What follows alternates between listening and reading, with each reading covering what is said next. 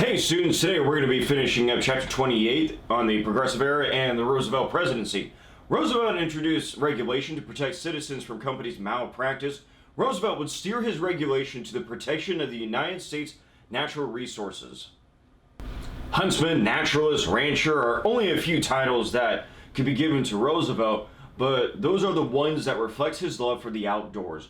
Roosevelt would feel a deep pain to see that the United States only had 25% of the forest that once covered the nation left, most of which was victim to the edge of saws by lumber mills. These lumber mills were now coming closer and closer to the giant fir forests of the Pacific.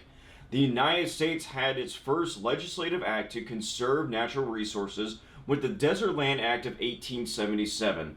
That was largely ineffective. It would not be until 1891 when, with the Forest Reserve Act of 1891, that the United States would take action to preserve about 46 million acres of trees. This would lead to the construction of the Roosevelt Dam in Arizona in 1903 and its completion in 1911.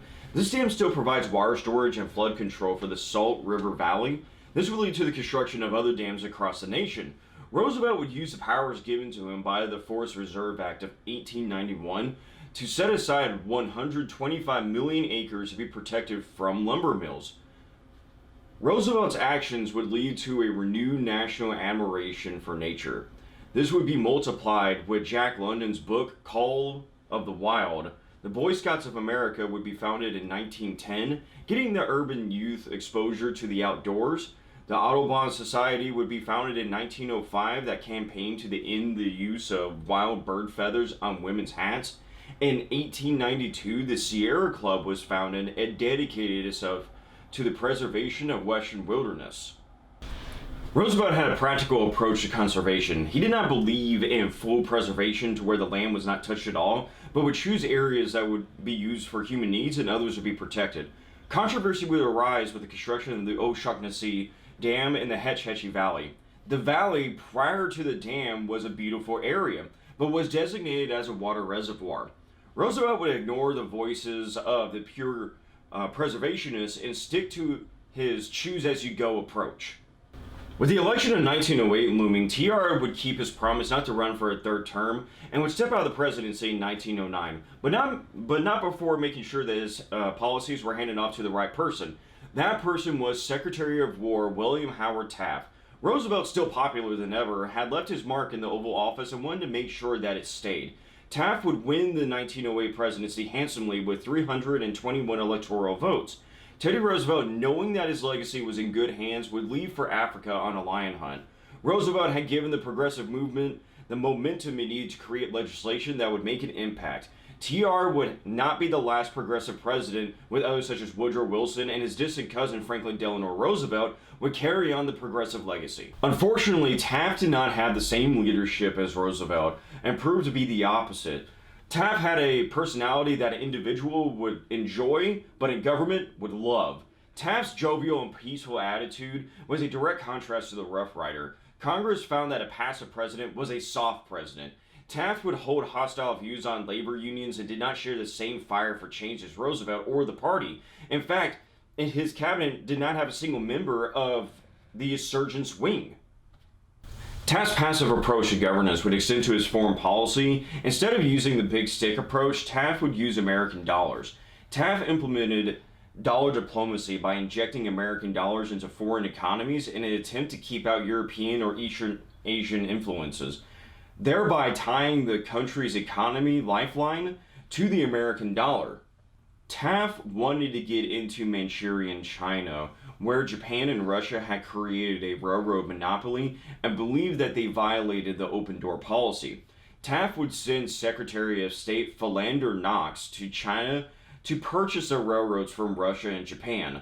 The goal was to give the railroads over to China and tie the region to the United States. Naturally, Russia and Japan laughed at the offer, and so did Taft's critics.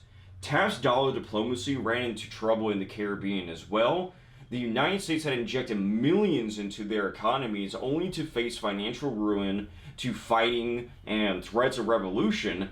Taft had to resort to Roosevelt's style foreign policy and send U.S. Marines to maintain order. Taft would continue one of Roosevelt's legacies with trust busting. Taft would take on the juggernaut of Standard Oil and U.S. Steel in court and win, dealing out bruising findings. But this was not enough to keep the Rough Rider at bay. Roosevelt had been seething in the background as he saw his legacy being wasted.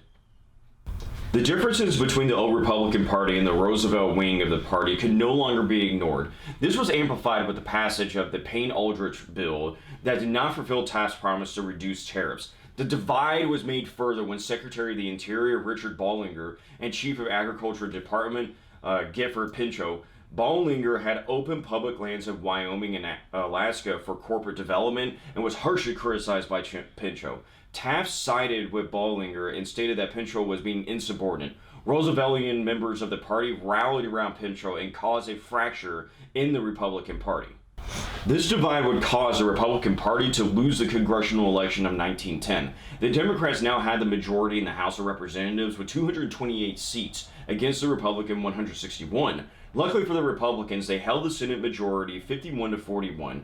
TR could no longer sit on the sidelines. His idea of not running for a third term began to erode as he saw Taft increasingly disregard his policies. Roosevelt would reason that he could run for a third term and stated that his hat was back in the race. Once at the Republican convention, the Roosevelt campaign had fallen short at the delegate count and challenged Taft's delegate count. In the end, the arbitration would find in favor of Taft, leaving a Roosevelt flustered. Roosevelt vowed to separate from the party and create a third party to challenge Taft. Well, students, that concludes chapter 28. Be prepared for the chapter quiz on Wednesday. Until then, wash your hands, do not touch your face, and stay inside.